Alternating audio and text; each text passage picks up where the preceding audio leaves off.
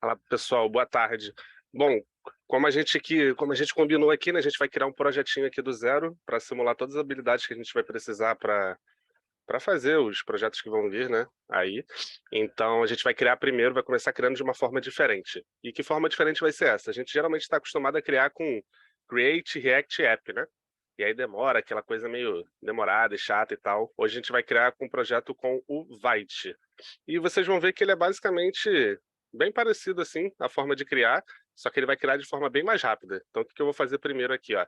Eu vou entrar numa pasta aqui no meu computador, vou só escolher onde eu vou colocar, tá? Então, como sempre aqui, né?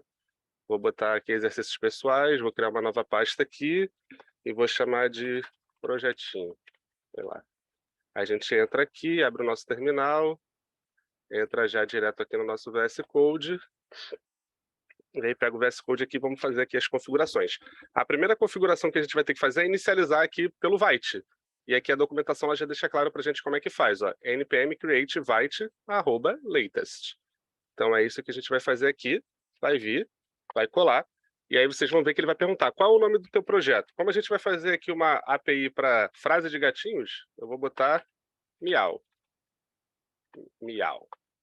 E aí ele vai perguntar qual é o tipo de projeto que você vai usar, se é no JavaScript Vanilla, se é em Vue, se é em React. No nosso caso é em React. E ele pergunta se é React puro ou com TypeScript. No nosso caso é React puro e pronto.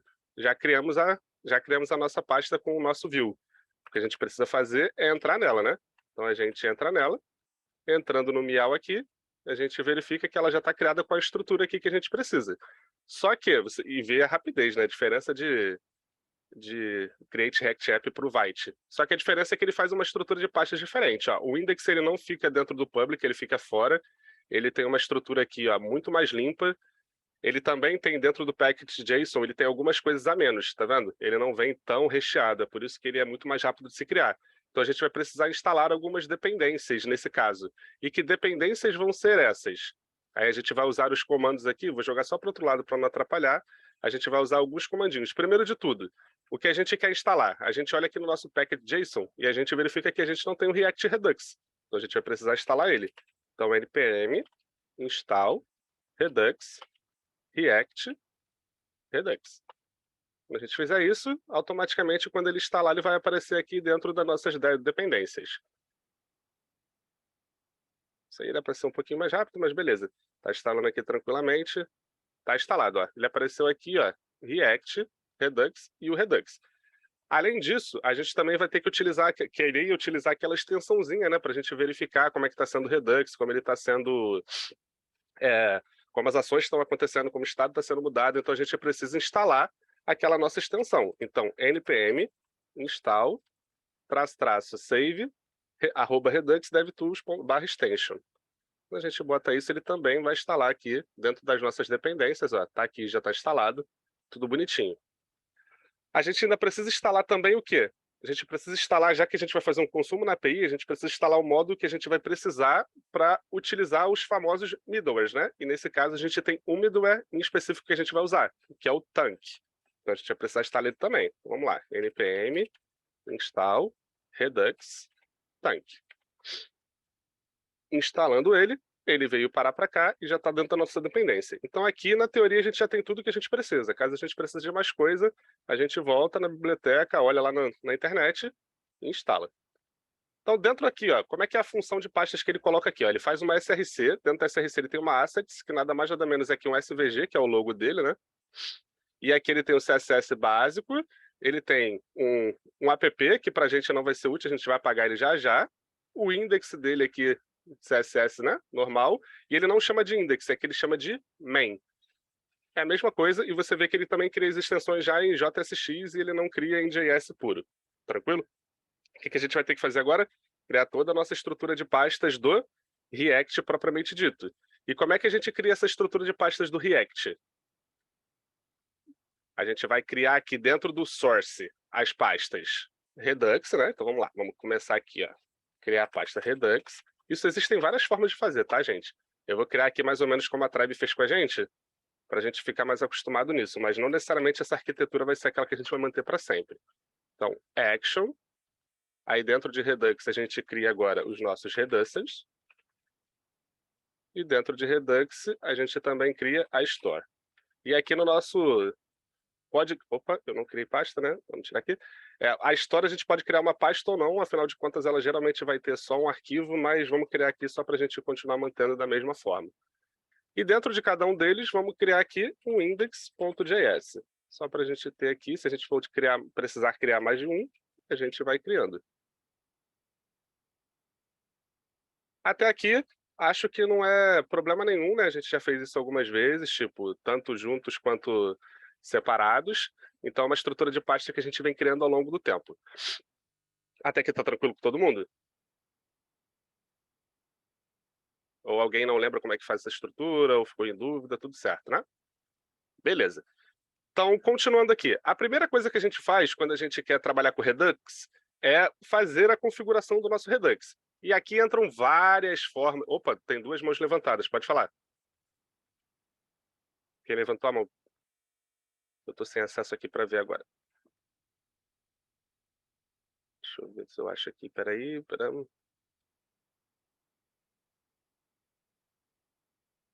É meio ruim de ver depois que está compartilhando aqui. Ferramenta nova, né? Não, pode seguir, ninguém falou, pode seguir. Ah, não, tranquilo. Vamos lá. Então a gente aqui tem várias formas de a gente configurar o nosso Redux, né? A gente primeiro vai ter que configurar tanto as actions, quanto os reducers, quanto o store. Então vamos começar configurando o nosso reducer. E como é que a gente configura o nosso reducer? Bom, a primeira coisa que a gente vai ter que fazer é o que a gente vai utilizar dentro dele, correto? Geralmente, por padrão, a gente vai utilizar sempre o Combine Reducers da forma com que a gente vai trabalhar. E a gente também vai ter que criar uma outra pasta aqui, um outro arquivo, né? Para a gente colocar os reducers conforme a gente for fazendo. Só que como nesse caso a gente só vai usar um reducer, eu vou fazer tudo só em um arquivo só, para facilitar e ser mais didático, para a gente conseguir ver todo mundo aqui. Mas geralmente a gente vai separar para ficarem as coisas um pouco mais certinhas, né, por assim dizer, e facilitar uma futura manutenção no código e tudo mais. Quando a gente vai, então, trabalhar com Reducer, desculpa, a primeira coisa que a gente vai fazer é o quê? É importar o Combine Reducers. Importando o Combine Reducers, que ele vem do Redux, a gente já consegue aqui, eu falei que a gente vai fazer tudo no mesmo arquivo, né? A gente já consegue aqui fazer o quê? Já consegue aqui criar o arquivo que a gente vai trabalhar, que é o nosso root, reducer. E esse root reducer nada mais nada menos vai ser o quê? Que é a invocação da Combine Reducers e ela prevê receber como objeto quem? Todos os reducers que a gente vai criar. Por enquanto a gente não criou nenhum, vamos deixar ele aqui simples dessa forma. Então agora vamos criar o nosso reducer. A gente não tem nenhuma action, a gente não sabe o que a gente vai fazer no nosso código, então eu vou criar simplesmente um esqueleto bem básico do nosso reducer para a gente só colocar ele como forma funcional e ir linkando aos poucos a nossa aplicação. Tranquilo? Então eu vou criar aqui uma function, e aí nessa function eu vou pegar e vou botar o nome para o meu reducer. E aí nesse caso, o meu nome ele geralmente é o nome da minha função, é o nome que vai dizer bastante o que a gente vai fazer, né? Então como a gente vai pegar uma frase de um gatinho, eu vou botar getPhrase. Então, getPhrase recebe por padrão 2 parâmetros, né? E esses parâmetros são o estado e a minha action. Então, esses são os 2 parâmetros que a gente recebe por padrão. Só que o estado, se a gente não disser como ele começa, ele sempre vai dar undefined. Então, como ele vai dar undefined, por padrão, a gente vai inicializar o estado com um estado inicial, que geralmente é um objeto. Então, eu crio por fora, é uma boa prática, né, no caso, não necessariamente a gente precisa fazer dessa forma, eu crio por fora um estado em que a gente vai utilizar ele como padrão. Então, vamos criar ele aqui, ó, const init é o state, e como eu disse que ele é um objeto, ele precisa aqui receber alguma coisa, né? No nosso caso, eu vou colocar 2 coisas de início para a gente conseguir identificar qual vai ser o nosso estado. Eu vou querer criar um loading, então vou botar o isLoading, eu vou começar ele como falso, tá? E eu também vou pegar as frases e vou guardar dentro de um array vazio. No nosso inicial vai ser isso. Ah, Rafa, por que você está pegando as frases e guardando dentro de um array vazio? Porque a nossa API que a gente vai consumir é essa aqui, ó. Deixa eu aumentar aqui para vocês verem. Ela é nada mais nada menos que um data que tem um array, tá vendo? E esse array ele simplesmente tem só um item, e cada vez que a gente faz o consumo da API, ele devolve uma frase diferente. Bem parecido com aquelas frases do Chuck Norris que a gente viu lá em algum exercício, né? Então, beleza. É isso aqui que a gente quer fazer. Então, voltando para cá, só para a gente não ser atrapalhado por isso, vamos começar o nosso Reducer. Então, a primeira coisa que a gente faz dentro desse Reducer é o quê? É a gente prever quais casos ele vai cair para a gente poder utilizar. Como eu não tenho casos ainda de ações que vão ser executadas, eu simplesmente vou criar o meu switch case, só que eu vou criar o meu switch case simplesmente com o quê? Só com o meu padrão, que é o default. Então, criando o meu default, eu já consigo deixar tudo organizado da maneira com que eu quero e do que eu preciso, até eu ter alguma ação de fato que vai fazer alteração no meu estado. Então, o meu default aqui ele só vai devolver o meu estado e pronto, está criada a minha estrutura aqui do meu esqueleto do meu Reducer. Só que eu disse que por padrão a gente sempre vai usar o quê? O Hut Reducer, né? Na hora da gente jogar e fazer a manipulação do nosso estado. Então eu preciso conectar o meu Reducer que eu criei com o Combine Reducers total, que nesse caso é o Hut Reducer. Então eu preciso pegar esse carinha aqui e passar ele como objeto nesse parâmetro aqui dele.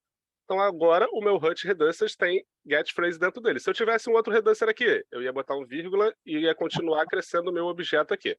Tranquilo? Até aqui. Alguma dúvida?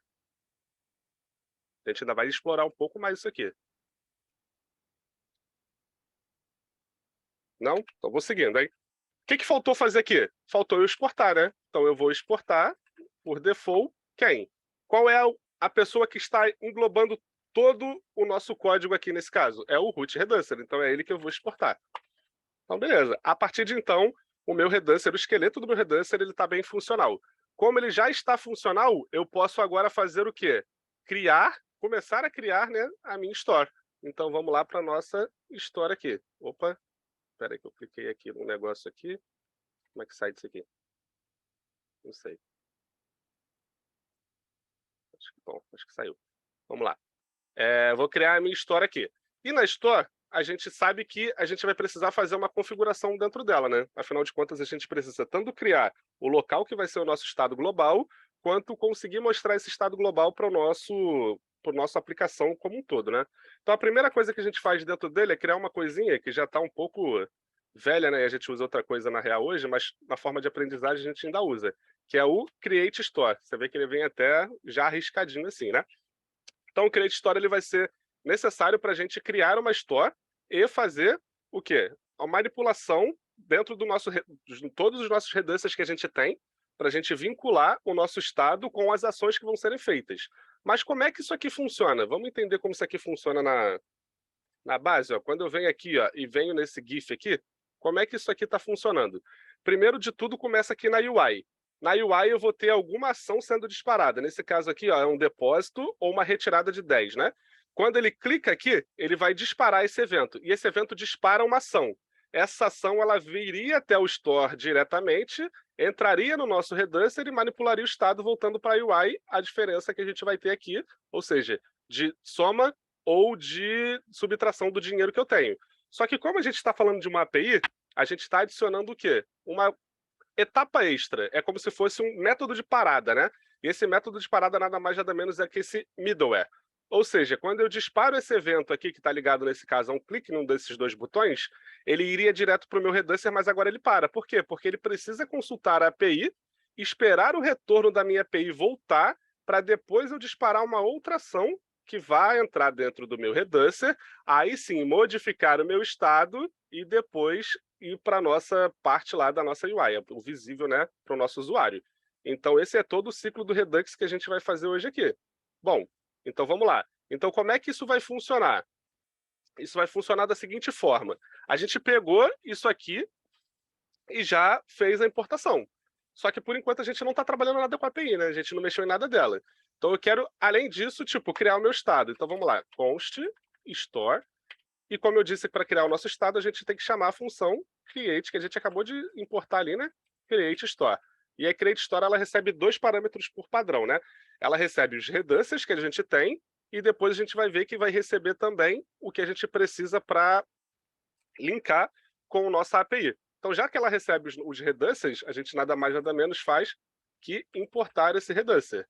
Então, import root reducer, que a gente acabou de criar, dos reducers, né? Então, vou dar um Ctrl+C nesse cara aqui, colar ele aqui, que ele é o nosso primeiro, faltou o R, que ele é o nosso primeiro parâmetro aqui da função. Bom, só que eu quero que isso tudo consiga ser visto dentro daquele minha extensão lá, né, que é o DevTools que a gente tem do Redux. Então, também vou precisar importar esse cara. Então, vamos importar ele, ó, que é o Compose with DevTools. E ele é importado, nesse caso, do @Redux DevTools Extension. Então, pronto, ele está importado também, e esse cara aqui vai vir como parâmetro, segundo parâmetro da minha função. Então, o Compose with DevTools. Ele é uma função, né? Como ele é uma função, a gente vai precisar ativar essa função para que tudo dê certo. Bom, até aqui, como a gente ainda não está fazendo a nossa consulta da API, é exatamente assim que vai ficar nosso estado. Então, vamos manter assim por enquanto, e depois a gente volta para fazer a nossa alteração aqui conforme a gente for precisando. E, por padrão, a gente sempre vai exportar aquilo que a gente vai precisar utilizar, que nesse caso é o meu estado como um todo. Até aqui, alguma dúvida? Depois a gente vai voltar e fazer o ciclo de novo para a gente entender como é que ele funciona. Ô, Rafa, Pode falar. não é uma dúvida, é só uma observação que colocaram no chat. Ele faltou um H no Compose with DevTools. Opa, valeu. Só um detalhezinho. É o detalhe que ia fazer não funcionar, muito obrigado. Como o autocomplete funciona ali, às vezes a gente dá mole, né? Muito obrigado. Deixa eu até voltar a abrir o chat aqui, e por algum motivo ele fechou. Aí, foi. Obrigado, Bianca, obrigado. Vamos continuar agora. A gente já fez aqui, então, o nosso reducer, né? A gente já fez a nossa história, a gente vai precisar agora, então, das ações. Ou seja, o que a gente vai fazer que, de fato, vão ser as interações que vão entrar no reducer para fazer as modificações. Então, vamos lá para as nossas ações. Bom, as nossas ações, elas vão funcionar de que forma? A primeira coisa que a gente vai ter que fazer, que a gente vai ter que entender, é que o que a gente quer fazer na nossa aplicação. A nossa aplicação, como eu disse, a gente vai pegar um API, ou seja, vai fazer uma aquisição na API, depois vai esperar a resposta da minha API e vai fazer a alteração no meu estado. Então, são pelo menos 2 ações que a gente vai precisar fazer para que a gente consiga fazer isso ser funcional. Tranquilo? Então, vamos dividir aqui, ó, em algumas etapas as nossas ações. Ó. Eu vou dividir aqui em action types, eu vou dividir aqui nas próprias actions, né? São as funções, e eu vou dividir aqui no middleware, que nesse caso vai ser o nosso tanque. Lembrando que middleware, ele é simplesmente uma forma da gente... Não é uma forma, é de fato uma função que vão existir outros parâmetros que ele espera receber. E a gente vai utilizar só o tanque aqui, mas não existe só o tanque, existem alguns outros middlewares, beleza? E o que seriam então as action types? Seriam nada mais nada menos que as constantes que a gente vai utilizar como tipo da nossa ação. Por que a gente utiliza então a constante? Para evitar o erro de escrita da string. Então vamos lá. Eu sempre vou exportá-las também para que a gente possa pegar nos outros documentos e não precisar reescrever nem nada do tipo. A primeira coisa que eu quero fazer não é requisitar os dados da minha API? Eu quero requisitar os dados da minha API, então eu vou criar essa ação de requisitar os dados da API. Então, beleza. Está criado aqui o meu tipo que eu vou utilizar depois. Qual o outro que eu quero? Não são os dados devolvidos da minha API? Então, agora, eu quero os dados devolvidos da minha API.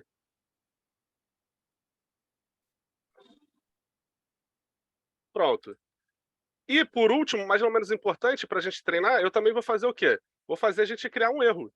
Lembra, caso como a gente está fazendo uma requisição a uma API, pode ser que volte um erro, não esteja funcionando a API, esteja sem internet, enfim, qualquer coisa do tipo, a gente pode ter um erro acontecendo também. Então, vamos fazer aqui o nosso erro.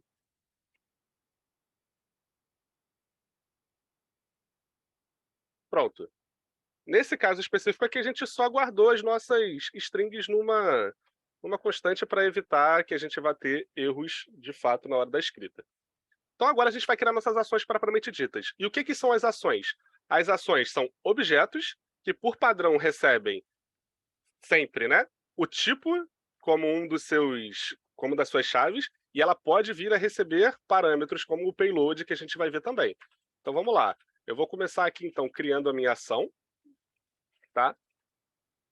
Criando essa ação aqui, eu vou chamar também da mesma forma aqui de request API, mas como o JavaScript ele é o quê? Ele é case sensitive, a gente não vai ter problema com o que a gente colocou aqui tudo em maiúsculo e o que a gente colocou em camel case aqui. São coisas diferentes, beleza? Como eu disse para vocês, uma ação ela retorna o quê? Ela retorna um objeto. Se ela retorna um objeto, eu vou precisar abraçar esse objeto aqui, né, para fazer um escopo, para dizer que eu estou querendo retornar um objeto. Então, esse objeto, por padrão, tem o quê? Tem o tipo. E esse type aqui, ele tem o tipo, nesse caso, que eu quero, que é o requerer a minha API. Então, eu simplesmente venho aqui, copio e colo.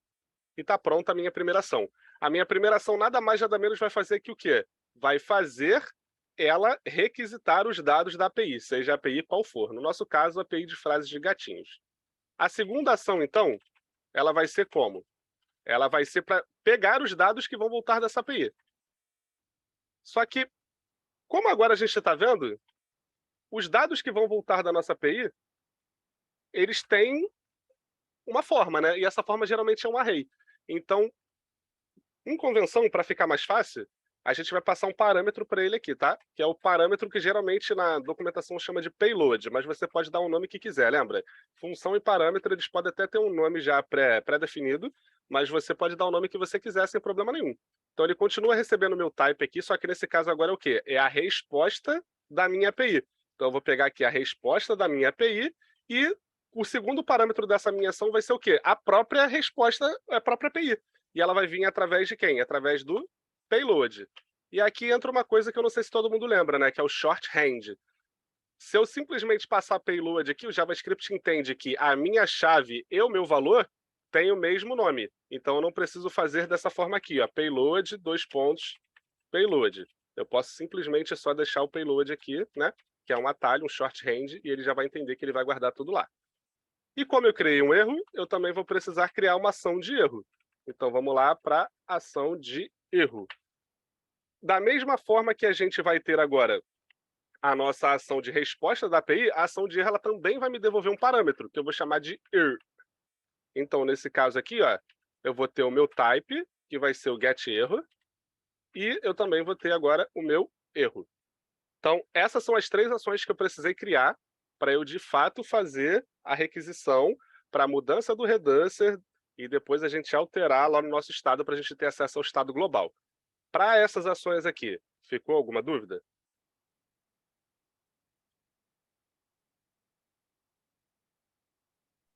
Ô Rafa, só uma questão boba. O parâmetro na linha nova ali, o erro, pode ser qualquer nome, né? Pode ser qualquer nome. Eu poderia botar payload aqui também sem problema nenhum, tá? Ah, não, show de bola. Show? Eu botei esse erro aqui só para a gente entender que é um parâmetro que vai vir do erro só. Pra Aí não gente ficar saber. confuso. Perfeito, show. Show? Mais alguém? Então, beleza. Então, ó, só para a gente não confundir, antes da gente fazer onde a gente de fato vai fazer a requisição da nossa API, como a gente já criou ações, agora a gente pode fazer o quê? Modificar o nosso reducer. Então vamos lá modificar o nosso reducer. Para ficar mais fácil da gente fazer a modificação, eu vou botar os dois um do lado do outro assim, tá? Então agora, ó, eu tenho mais 3 cenários que eu posso ter dentro do meu reducer, concorda comigo? E que cenários são esses? O primeiro cenário é caso a gente vá ter a resposta da nossa API, né, a requisição da API, depois a resposta e depois o erro. Então, vou precisar criar esses casos. Então, vamos lá. Caso eu tenha o quê? Eu faça a minha requisição da API, eu vou ter que retornar alguma coisa. Aí, aqui, por padrão, geralmente a gente já retorna todo o estado que a gente tinha antes, para não perder o que tinha, né, não ser substituído. E qual é a minha ideia? Quando eu fizer alguma ação, quando ele estiver pegando da API aquelas informações, eu quero que apareça um loading na minha tela. Então, eu vou mudar essa chave aqui, isLoading, para true. Então, eu vou chamar isLoading e vou transformar ela em true. É a única alteração que eu preciso e quero fazer quando ele estiver fazendo uma requisição na minha API. Tranquilo? Esse é o meu primeiro caso. Vamos para o meu segundo caso. O segundo caso agora vai ser o quê? O caso do response API. Então, nesse caso aqui, quando eu tiver a minha resposta da minha API, o que eu quero retornar? Ah, só uma coisa interessante, como eu estou fazendo aqui, estou com os dois abertos, o nosso VS Code ele faz o auto-import, tá? Eles estão sendo importados aqui em cima. Por quê? Porque eu exportei as minhas constantes. Então, eu já consigo importar eles aqui em cima direto. Caso eu não fizesse esse auto-import, eu teria que vir aqui na mão e importar cada uma deles, tá? Então, aqui, de novo, por padrão, eu espalho o nosso estado, né? Eu repito tudo que tem lá dentro. E agora, qual é a modificação que eu quero fazer aqui? eu quero que não tenha mais o load, então meu load agora vai ser falso. E além do meu load ser falso, eu quero que a minha frase, que é aquilo que de fato eu vou receber lá da minha API, ela agora seja o quê? Action. Eu vou ter que acessar o objeto do action, né? Ele está sendo recebido aonde? Não é no action.payload? Então eu vou acessar o action.payload. Então, com isso, eu estou acessando tudo que está sendo devolvido da minha API. Está sendo guardada nessa chave payload do meu objeto action, que está dentro da minha ação response API. Tranquilo? Esse é o meu segundo caso. E o meu terceiro caso vai ser caso eu tenha um erro, né? Então, get error. Então, nesse caso aqui, o que eu vou precisar retornar? Da mesma forma que os outros, por padrão, a gente sempre retorna o estado que a gente tem. E agora eu vou precisar, eu não preciso, né? Mas eu vou criar uma terceira chave aqui chamada error. E esse error vai ter um valor de nulo, porque por enquanto ele não vai ter nada e a gente vai alterar ele para agora. Então esse error, ele vai ter o quê? Da mesma forma que a gente pegou através do objeto action o valor do payload, a gente também vai pegar o valor do erro. Ou seja, vai ser action ponto a chave em que está guardado o valor do erro, que é esse ERR. Tranquilo? Agora sim o nosso reducer está todo preparado para receber as ações que vão serem feitas. De novo, não lembro como está funcionando a questão do nosso ciclo. Primeiro a gente tem aqui alguma ação sendo disparada, isso dispara uma ação, esse dispatch aqui é sempre um disparo de uma ação. Se não existisse o middleware, e ignora o middleware por enquanto porque ele não existe, essa ação viria direto para o reducer, ele verificaria em que tipo que ele cai, alteraria o meu estado e esse estado seria mostrado na tela de novo. Então esse é o ciclo que a gente está pretendendo fazer. Disparei a ação vem, ela verifica, opa, ele agora quer a resposta da API, então eu vou modificar o estado dessa forma. Então é assim que a gente está trabalhando. O nosso reducer agora está preparado de fato para fazer as mudanças que estão previstas na nossa ação. Ficou tranquilo? Ficou claro para todo mundo aqui?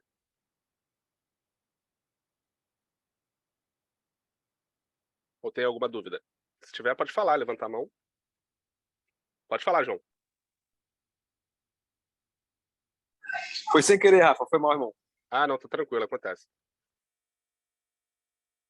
Então, se ninguém tem, a gente vai seguindo. Qualquer coisa pode me parar, tá? Ô, Rafa, é que você deu uma caída, parece. Você tava no GIF explicando. Você pode voltar e explicar de novo, por favor? Ah, caiu, Só foi pra mal. Claro, posso sim. Não, foi rapidinho. Qual era a ideia? A ideia é explicar basicamente de novo como está funcionando. Ó. A gente vai ter algum disparo aqui, uma ação sendo feita, né?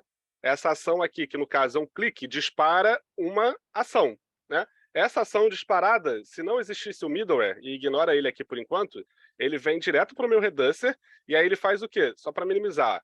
Cliquei no botão, puf, aí ele disparou essa ação aqui, ó, de requerer na API. Aí ele vai fazer o quê? Vai vir no reducer e faz, opa, ele requereu na API, então a mudança de estado que vai ocorrer é essa. Beleza. Aí quando ocorrer essa mudança de estado, ele vai ter uma segunda ação que a gente vai ver que ele vai ser o quê? A resposta da API. Aí ele volta para o reducer e faz, opa, então agora a gente vai fazer o quê? Mudar dessa forma. E aí ele vai tudo alterando o estado e fechando o ciclo. Toda vez que a gente fizer uma ação e disparar ela, e ela estiver linkada, ele vai fazendo esse ciclo atrás desse ciclo direto. E como é que ele vai identificar cada ação e cada mudança que é feita? Através do nosso type da nossa ação. Show? Que está prevista para ser pega exatamente aqui dentro do nosso reducer.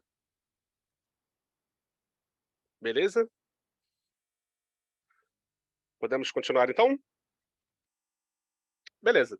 Como a gente vai fazer agora então a requisição da API, a gente também vai precisar fazer a nossa modificação dentro do nosso store lá, né? Então vamos chamar o store aqui de novo, ó. Chamando o store aqui de novo, o que a gente está fazendo agora? A gente agora está criando o quê? Uma requisição dentro de uma API. Se eu estou criando uma requisição dentro de uma API, eu vou precisar adicionar aquele middleware que a gente está vendo aqui, que não existia antes, né? E como é que eu adiciono esse middleware? Ele é simplesinho uma função que vem também do Redux chamada apply middleware. Ou seja, essa função aqui é que vai colocar aquele bloco de parada. Opa, disparei esse evento aqui? Espera aí, porque esse evento depende o quê? De uma requisição da API. Se eu tentar pegar a resposta antes de ter a devolução, ele vai me dar undefined e vai quebrar o meu código. Então eu preciso fazer a espera. É como se fosse, muito mal comparando, o component did mount se você fizer o estado via componente, né? Não o estado via global. Ele faz da mesma forma, ele dá uma esperada e depois ele vai devolver para você a sua resposta. Só que esse apply middleware, que é o nosso middleware, ele espera receber um middleware, né? E que middleware é esse que ele vai receber? É aquele que a gente teve que instalar, né? Que é o tank. Então a gente instala o tank do Redux tank. Com isso, a gente fecha o nosso ciclo, só que a gente precisa chamar eles. E onde eles são chamados? Essa função é chamada dentro aqui ó, do Compose with DevTools, e como ela espera um parâmetro, esse parâmetro dela é o tanque. Agora sim, o nosso estado está fechado, a gente não vai precisar mais mexer nele, então agora eu já estou prevendo que eu vou ter o quê? Uma requisição assíncrona, nesse caso de uma API, então já está tudo preparado para receber essa requisição assíncrona. E onde essa requisição vai ser feita? Ela vai ser feita aqui na minha ação. E para eu fazer essa requisição na minha ação, eu tenho que entender uma coisinha básica antes que acho que não foi dado, né? Mas é bom da gente entender. E nesse primeiro momento vai parecer um exemplo meio estranho, mas acho que depois vai ficar um pouco mais fácil de vocês entenderem, que é o conceito de currying. O conceito de currying é o seguinte, vou fazer duas funções aqui, ó. Function soma, e aí essa soma vai receber três parâmetros, A, B e C. Vou botar... revisar, assistir. E aí, o que a gente vai ter aqui? Eu vou ter um retorno de A mais B mais C no primeiro momento. Se eu chego aqui e dou um console.log, e eu chamo soma, e eu boto 1, 2 e 3, a gente espera que a gente receba o quê? 6, né? Então, se eu vier aqui e chamar aqui o code runner, ele me devolve 6. Perfeito. Só que eu posso fazer essa função de uma outra forma. Eu posso fazer essa função dessa seguinte forma. Eu posso fazer function, e eu vou botar somar aqui só para a gente entender. Esse somar vai me devolver só A, tá? E aí, dentro de A, eu vou retornar uma outra função que vai receber o parâmetro B, que vai retornar uma outra função que vai receber o parâmetro C, que essa sim vai retornar a nossa soma. E aí, se a gente chegar aqui agora e der um console.log e colocar somar, e aqui a gente vai botar 1, só que agora são várias funções dentro daquela função, né? Então, eu preciso chamar outras funções, ó. 1, 2 e 3, fica dessa forma aqui. E se a gente der esse mesmo console.log, a gente também recebe 6. E aí tu olha para mim e fala, ah, mas aí é só mais complicado da gente fazer, né? Pô, por que eu vou fazer da segunda forma se eu fosse fazer da primeira? Para esse caso em específico, realmente, não tem muita necessidade. Só que agora imagina que você precisa, aqui dentro tem um bloco lógico, em que você precisa desse bloco lógico para que essa outra segunda função funcione. E da mesma forma, tem um outro bloco lógico que você precisa para essa terceira função funcionar. Então, isso é o conceito de currying. É uma função que retorna outra função. Por que a gente está falando sobre isso especialmente agora? Porque dentro da requisição do middleware, do tanque, a gente vai ter esse conceito de uma função que retorna outra função. Isso vai ser bastante importante da gente entender por quê. Porque o primeiro retorno da função que a gente tiver, ele vai ser o retorno de fazer toda a requisição da minha API. Ou seja, primeiro retorno ele vai despachar a minha API e pegar o resultado. E aí o retorno da segunda função que de fato vai ser o nosso resultado despachando a segunda ação. Então eu preciso que essas coisas sejam separadas. Por isso que eu preciso separar em blocos de função que retorna outra função. Senão não daria certo. Parece que ficou meio confuso por agora, mas vamos para a função propriamente dita, que eu acho que vai ficar um pouco mais claro. Caso não fique mais claro, aí vocês me falem que a gente volta aqui e dá uma olhada, beleza? Então, como é que funciona essa função que retorna outra função, né? Primeiro de tudo, a gente sempre vai utilizar ela, então a gente vai exportar. Então, é uma função. Essa função aqui não vai fazer uma requisição da API e pegar os dados dela? Então, eu vou chamar essa função aqui, por exemplo, de fetch API. Chamei a função de fetch API, eu venho aqui, e como eu já disse para vocês, essa é uma função que retorna outra função. Então, eu já começo retornando outra função aqui, ó. Essa outra função ela vai ter como parâmetro o nosso dispatch. E aí, aqui dentro, eu já vejo o quê? Que eu quero fazer uma requisição, né? Uma requisição da API. Só que para disparar a nossa requisição da API aqui, né, que seria esse request API, eu preciso disparar o quê? A minha ação. Então, eu preciso chamar a função dispatch, que nesse caso está vindo como parâmetro dessa função anônima aqui. Quando eu estou disparando essa função, eu quero disparar o quê? Uma ação. E que ação é essa? É a própria request API. Essa ação aqui, ela visa algum parâmetro? Não, né? A gente não deu para ela receber nenhum parâmetro, então eu só preciso chamar ela.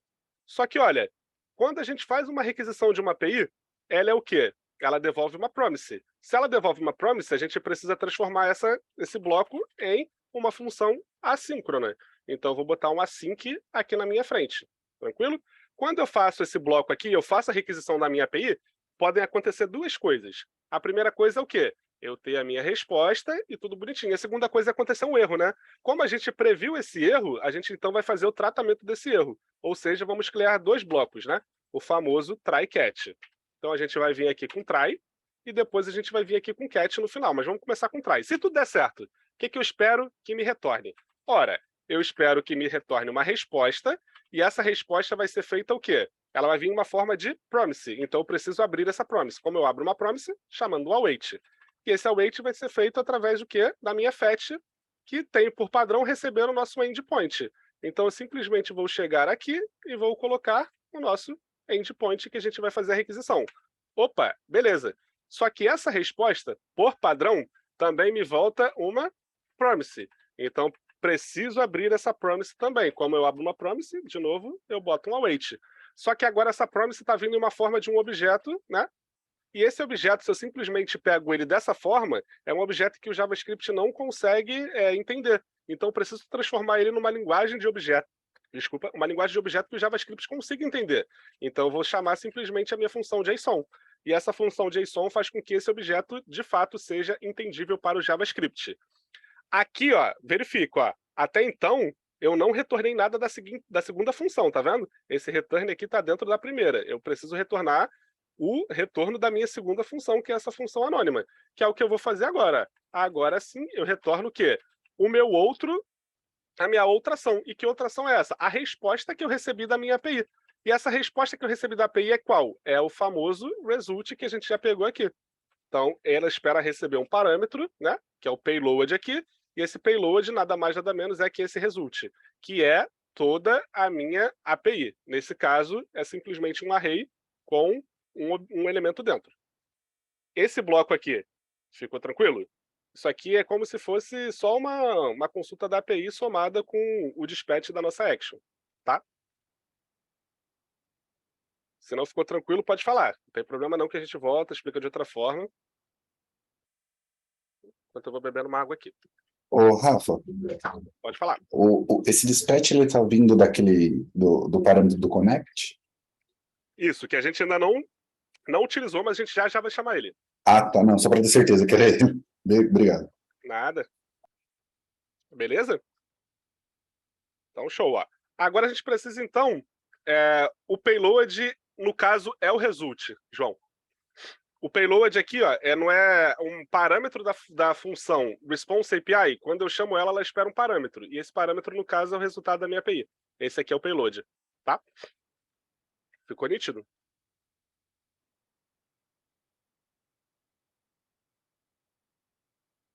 Bom, vai falando aí qualquer coisa, eu vou vendo aqui, tá?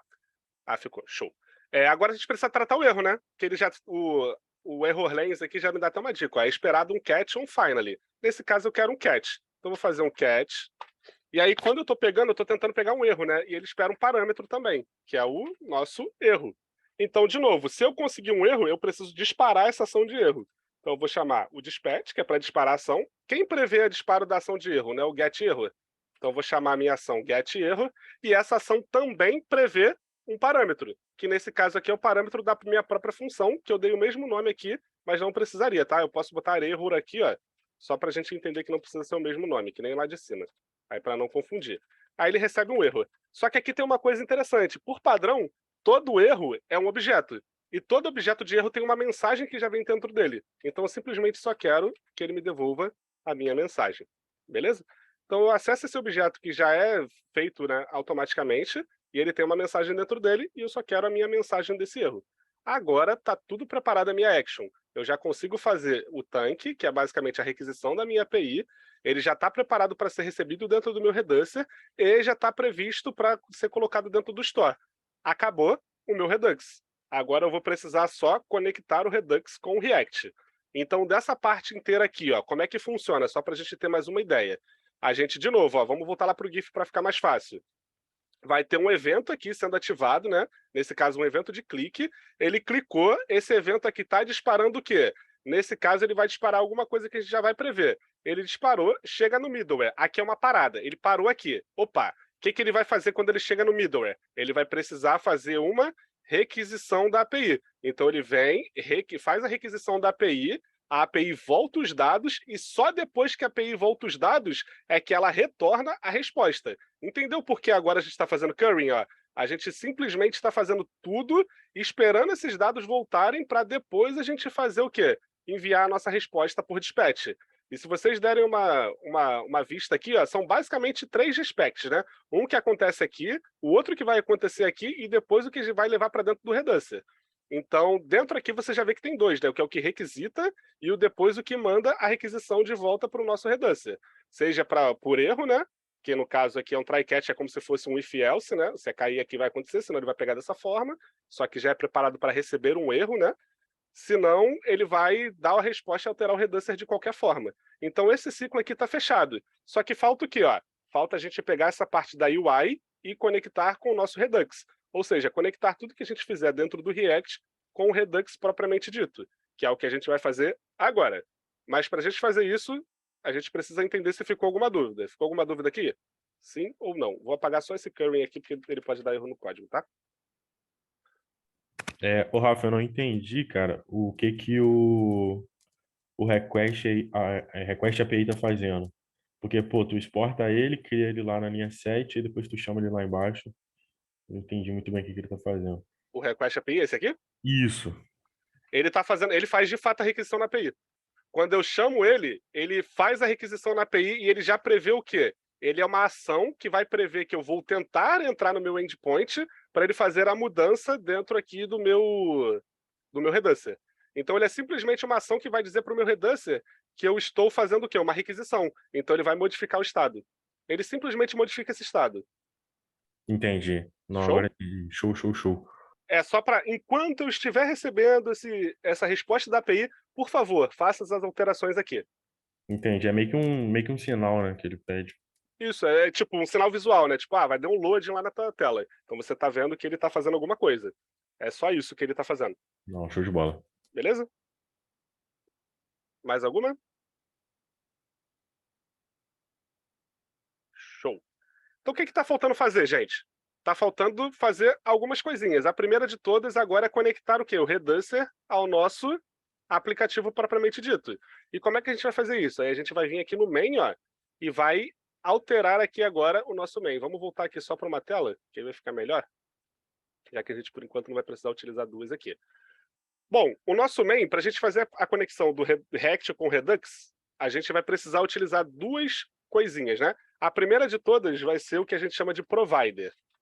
E esse provider, nada mais, nada menos, é que a gente simplesmente prover para aquele aplicativo ou para aquela aplicação, enfim, tudo que o Redux tem. Então é isso que a gente vai fazer aqui. O provider, ele nada mais, nada menos é que o provedor do Redux para o React, ou seja, ele mostra... O Gêmeo escreveu você para aí, por favor. Oi?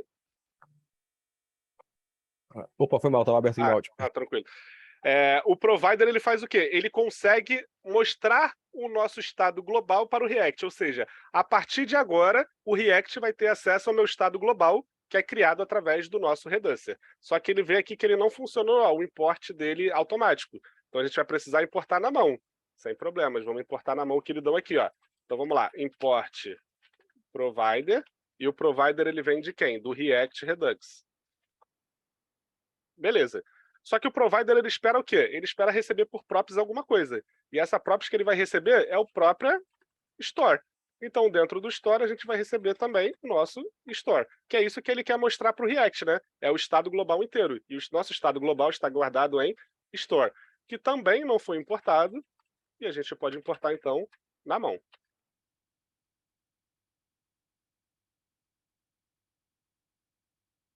Pronto. Então, nesse caso aqui, agora sim, ele está preparado para verificar dentro das nossas condições como está funcionando. Só que tem uma coisa bastante importante que a gente não tinha feito antes, que a gente vai precisar agora rodar a aplicação para ver se ela está rodando. Ó, vamos ver. Ó. No Packet.json tem uma diferença aqui entre como a gente abre a aplicação criada pelo Vite e como abre normalmente que a gente cria lá. O Vite, vocês verem aqui, ó, ele não tem o start, tá vendo? Ele tem só o dev. Então, nesse caso aqui, ó, é npm run dev. Quando a gente utiliza o npm run dev, ele abre para a gente, ó, se eu tiver na internet, ele vai usar esse link aqui, a gente não tá, a gente está no local. Então, quando a gente clica aqui, ó, automaticamente ele abre para a gente a nossa aplicação, que está bem funcional. Eu não apaguei nada do app, ele continua igual, né? Eu só fiz a configuração do Redux. Então, só para a gente ver que funciona, mas é de outra forma.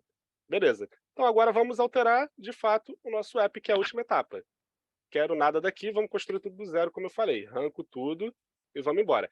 Então, como é que a gente vai fazer agora o app? Primeiro de tudo, a gente vai ter que fazer a nossa estrutura, né? Então, utilizando lá os nossos já famigerados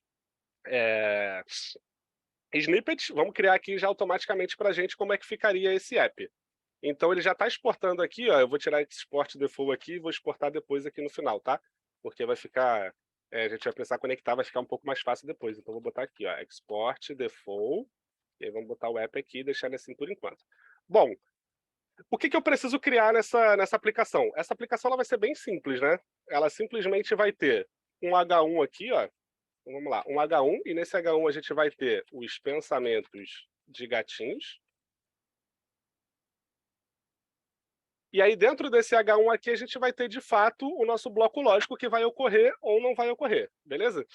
E aí, aqui, a gente, então, já vai construir esse bloco lógico através das coisas que a gente já utilizou, e depois a gente vai importar elas e conectar, de fato, o React com elas para a gente entender como vai funcionar. Então, eu venho aqui e coloco, opa, eu posso ter um bloco de loading, né? Então, se eu tenho um bloco de loading, eu quero que o loading, ele verificar se ele existe. Caso o meu loading exista, o que eu quero fazer? Aqui é renderização condicional, né? Se o loading existir, eu quero que eu tenha um parágrafo, e dentro desse parágrafo, eu quero que eu tenha escrito loading. Simples assim. Aqui eu vou fazer de duas formas, eu poderia fazer o ternário, né? Mas eu vou fazer dessa forma para vocês entenderem que também pode ser assim, tá? E caso o loading não exista mais, aí vocês veem qual é a sintaxe que vocês acham mais limpa, enfim. Eu agora quero renderizar o quê? Eu quero também renderizar no parágrafo, só que eu quero renderizar aquilo que vai voltar para mim da minha API. Nesse caso aqui, eu vou chamar de catFacts. Pode ser qualquer nome que vocês quiserem, e vocês já vão entender como esse nome vai ser funcional. Só que eu preciso fazer o quê? Eu preciso ter algum lugar em que eu dispare o evento para ele ler a minha ação. Então, nesse caso, eu preciso criar um botão. Vou até deixar separado aqui, ó, cada um deles para a gente entender. Ó. Dentro desse botão, como a gente não tem lint aqui, a gente não precisa passar o type, tá? Mas dentro desse botão que vai se chamar meow, a gente aqui vai ter um evento de onClick, né? Porque é o evento em que a gente vai ter, de fato, para fazer a nossa estrutura acontecer. Então, eu vou chamar um onClick aqui. E dentro desse onClick, eu vou passar aqui o bloco lógico que eu vou precisar passar. Por enquanto, eu vou deixar vazio, porque eu não quero que ele fique dando aquele meu erro. Bom, se eu voltar ali para a minha estrutura, você vê que ela quebrou. Por que ela quebrou? Porque ele vai estar tentando prever algumas coisas que não existem. O slow não existe, e a gente não está conectando, né? Se a gente não está conectando uma coisa com a outra, o que a gente vai... Vocês não estão vendo, óbvio. Se ele não está conectando uma coisa com a outra, o que a gente vai precisar fazer, então? A gente vai precisar agora conectar os nossos estados. Só que para isso, eu preciso, além de conectar os meus estados, eu preciso dizer o que esse estado vai enxergar e o que ele vai utilizar.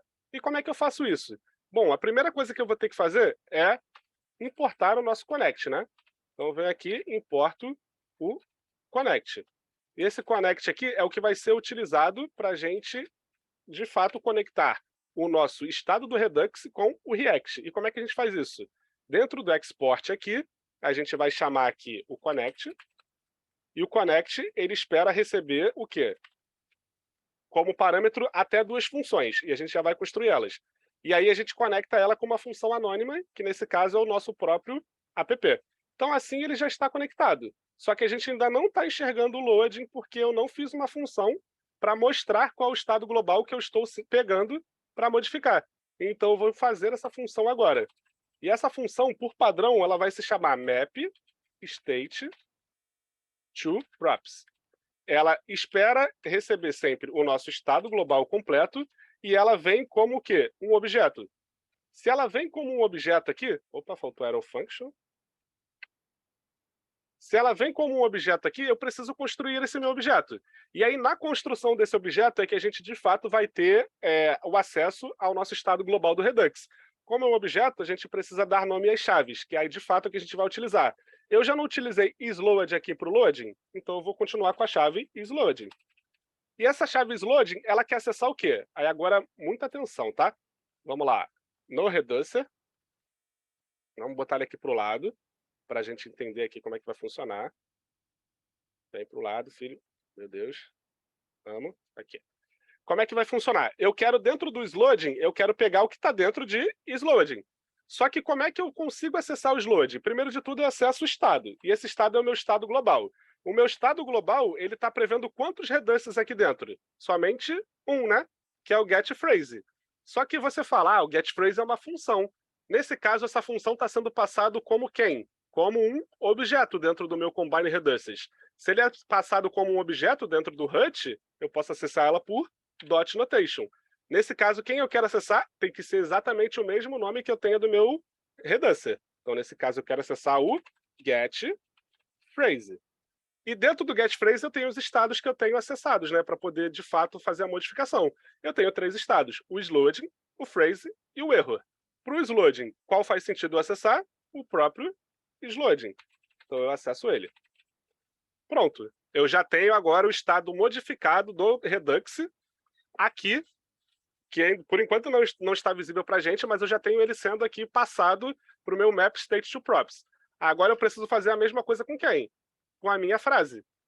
E então eu vou pegar aqui a minha frase, que eu não vou chamar de frase nesse caso, eu chamei de quê? De catch facts, então eu vou continuar aqui. Esse nome aqui da chave, ele pode ser qualquer um, tá, gente? Eu botei catch facts para vocês entenderem que eu não preciso usar o mesmo nome do estado inicial aqui, eu posso usar qualquer um. E o que importa é esse valor aqui. Esse valor tem que estar com os nomes que estão dentro do nosso Reducer. A chave ela pode ter qualquer nome que você achar que faz sentido na tua aplicação. Da mesma forma agora, eu acesso o meu estado, tá? Eu continuo acessando o mesmo Reducer, porque eu só tenho esse, né? Só que agora eu acesso quem? Eu acesso a minha phrase. Só que a minha phrase, ela está recebendo o valor da minha API, não é? Se ela está recebendo o valor da minha API, essa API devolve o quê? Eu não posso inventar um nome para ela, né? Qual é o nome que essa API me devolve? Não é o data? Então eu preciso vir aqui e acessar também o meu ponto data. Quando eu acesso o meu ponto data, eu vou ter acesso a tudo que eu tenho lá dentro da minha API, que nesse caso específico é somente esse carinha que está aqui. Beleza? Um ponto interessante aqui é que, como ele é um array, ó, eu teria que necessariamente, mesmo que ele tenha só um número, eu teria que vir aqui e colocar, normalmente, um 0 para a gente acessar o valor que tem dentro dele, né? Mas o Redux, ele tira isso para a gente só precisa acessar aquele array e ele automaticamente vai pegar os dados, a gente vai conferir isso já já. Bom, esse foi o meu map state to props, ou seja, esse é o estado global que eu já tenho dentro do Redux que eu pretendo utilizar dentro do meu aplicativo. Aí você fala, mas o estado global ainda tem o erro. Mas como eu não quero renderizar o meu erro, eu simplesmente não vou utilizar ele aqui. Eu só chamo aqui quem eu quero utilizar do meu estado global. E do Reducer que eu quero. Nesse caso eu só tenho um, então eu estou chamando sempre do mesmo Reducer. O que eu preciso fazer agora? Eu preciso pegar essa função que ela é bem clara, ó. Mapeia o meu estado e me manda por props, né? É isso que esse nome está dizendo aqui, ó, map state to props. Eu pego ele aqui e coloco ele como primeiro parâmetro do connect. Agora sim eu tenho a conexão entre o meu map state to props e o meu app. Mas ainda preciso de uma etapa para isso fazer ser funcional. Mas até aqui, alguma dúvida? Ô, Rafa, tu poderia só falar de novo sobre o lance do phrases.data ali, por favor? Da linha 22. Posso. Então, ó, botei aqui até para a gente ver, né? O phrase, ele recebe o quê? Um array, né? E esse array, automaticamente, ele está vindo de quem? Se a gente olhar lá nessas actions, vamos voltar para a action aqui, ele espera receber todo o dado que vem da minha API, não é? Se ele espera receber todo o dado que vem da minha API, esse cara aqui automaticamente vai criar um outro objeto aqui dentro desse array aqui. E esse objeto nada mais nada menos é quem? Que o objeto que está vindo da API, que tem o nome data. É por isso que eu tenho que acessar o data depois. Porque se eu não acessar o data, eu não estou entrando dentro desse array para pegar o valor que tem dentro dele.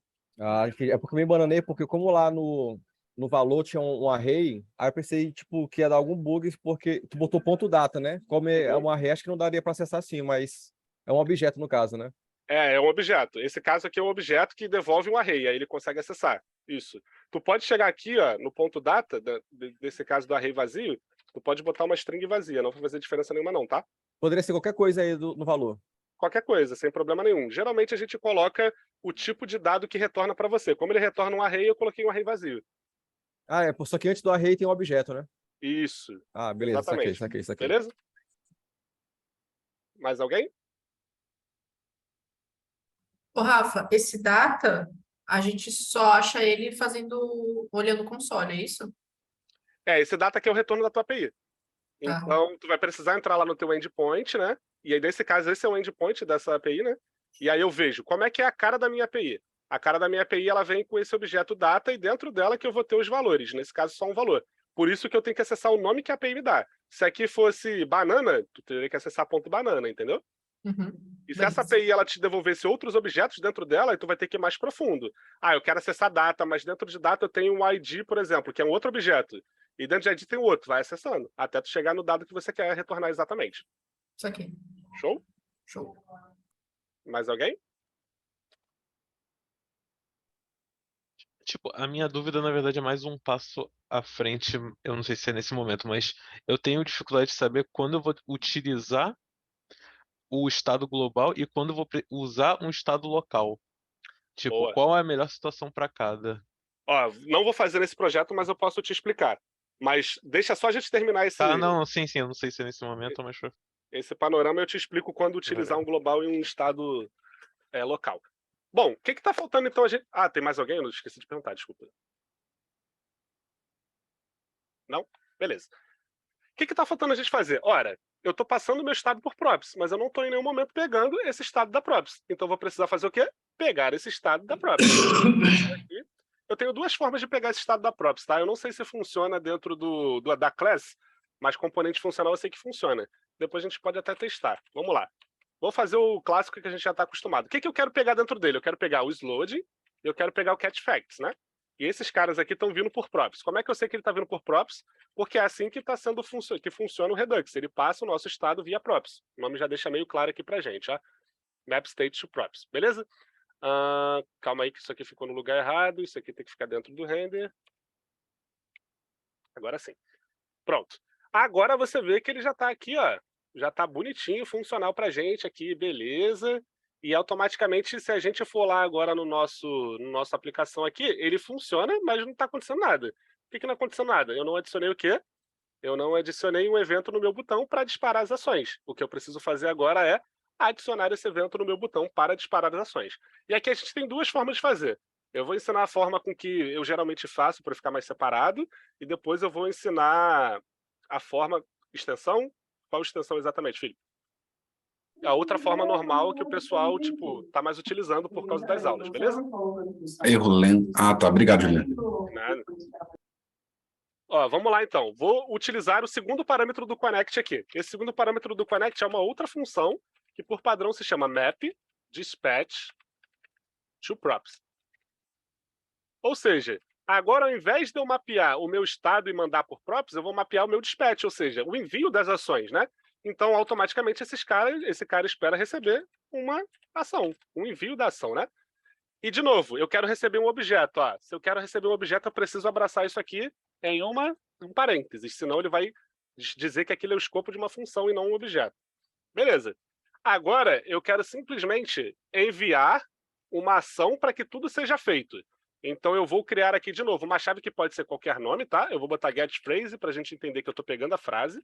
E como eu quero que isso seja uma função, eu vou retornar uma função anônima, nesse caso, porque não precisa de parâmetro, porque eu quero utilizar agora quem? Vou voltar para a minha action aqui, para a gente entender. Eu quero utilizar a minha Fetch API.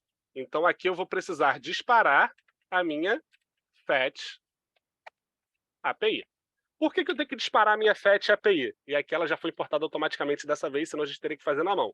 Porque, veja bem, isso aqui é um objeto, né? Então é uma vírgula. Quando eu chamo esse cara, em nenhum momento eu estou chamando essa função. E é essa função que está disparando as minhas ações de pegar na API. Então, em algum momento, eu tenho que chamar ela, né? Nesse momento que eu quero chamar ela, é exatamente o momento em que eu vou clicar no meu botão. Então, por isso, eu estou chamando somente ela aqui. Todas as outros despachos de ação, ou seja, todos os outros disparos de ação estão vinculados a essa função aqui, que é a função que vai fazer a requisição da minha API. Então, eu preciso só chamar ela em um momento em que eu queira que ela seja chamada. Nesse caso, é quando eu clicar no meu botão meow.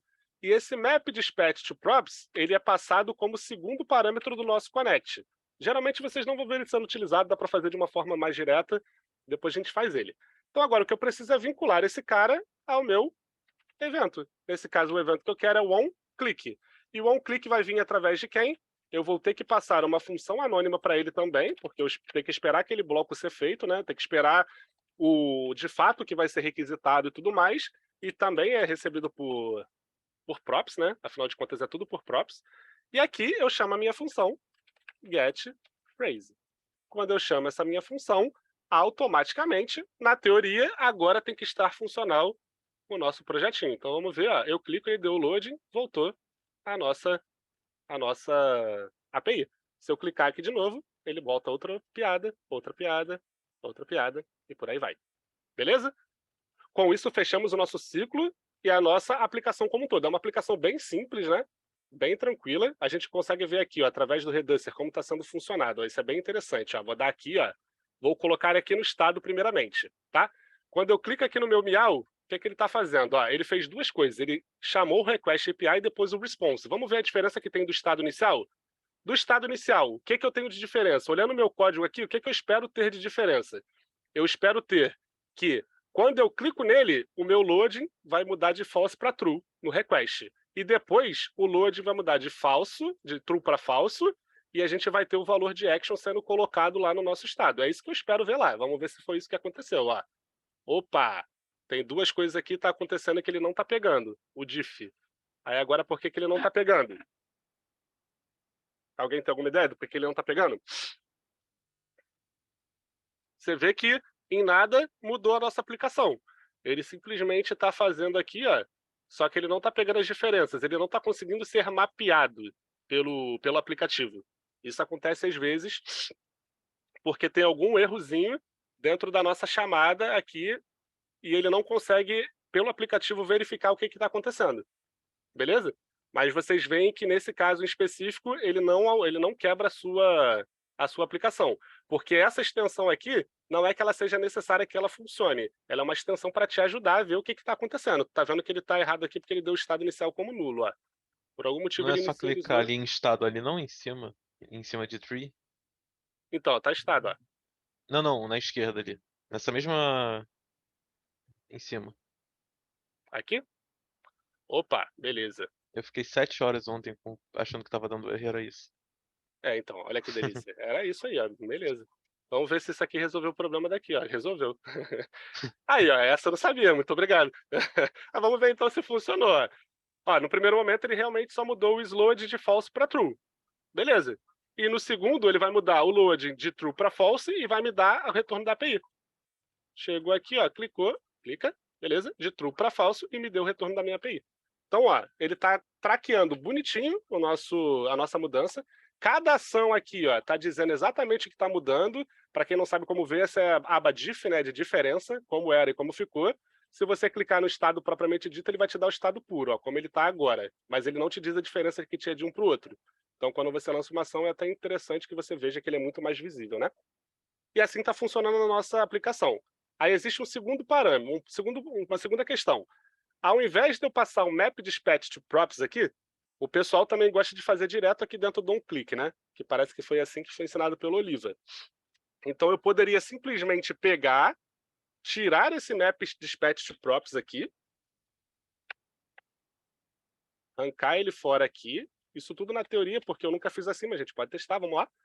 E aqui dentro eu chamar a função dispatch, e dentro do dispatch, eu chamar a fetch API. Na teoria é exatamente assim. Aqui eu acho que eu vou ter que tirar o getPhrase, vamos lá.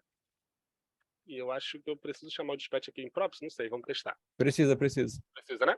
Show. Quando a gente clica, ele faz a mesma coisa. Ou seja, tanto faz você criar um map dispatch to props, ou você fazer o disparo exatamente dentro do teu evento propriamente dito. Aí é uma questão de sintaxe, de boas práticas, de como você acha que fica mais legível o seu código, enfim. Para mim, os dois ficam extremamente legíveis. Só que se aqui for um bloco muito lógico, muito grande, talvez seja importante. Se a gente tiver mais de um, né, coisa acontecendo, talvez seja importante a gente criar a segunda função aqui do parâmetro para a gente utilizar dentro dela. Se a gente tiver mais de um disparo acontecendo, de uma outra forma, enfim. Aí é uma questão pessoal de cada um mesmo, para você ver como funciona dentro de cada um deles. E essa é a nossa aplicação. Como é que ela funcionou? Só para a gente entender. A questão é a seguinte: a gente pegou, fez a nossa configuração do nosso Redux, né? Para configurar o Redux, a gente cria o estado, as ações e os reducers, né? O estado, que no caso é o store, né? E depois de fazer tudo isso, a gente precisa conectar de acordo com os componentes que a gente tenha, e a gente vai conectar através do connect e utilizando somente aquilo que a gente quer utilizar para renderizar na página. Lembrando que o meu estado global aqui, nesse caso, tem um erro a mais, tá? Tem um parâmetro a mais aqui dentro do nosso estado. Beleza? Então, basicamente, é assim que está funcionando a nossa aplicaçãozinha. Ela simula tudo que a gente vai utilizar de habilidade no projeto. O projeto é muito mais difícil, né? Não preciso nem dizer. Mas, basicamente, toda a outra complexidade de criar rota, fazer renderização condicional e lógica, a gente já viu no outro bloco. A ideia era a gente pegar um resumão de tudo que a gente viu dentro desse bloco, jogar com aquilo que a gente já viu e fazer funcionar uma coisa, um projetinho rápido, básico, do zero, para ver como é que funciona o ciclo e, de fato, como a gente utiliza ele. Tranquilo? Ficou alguma dúvida?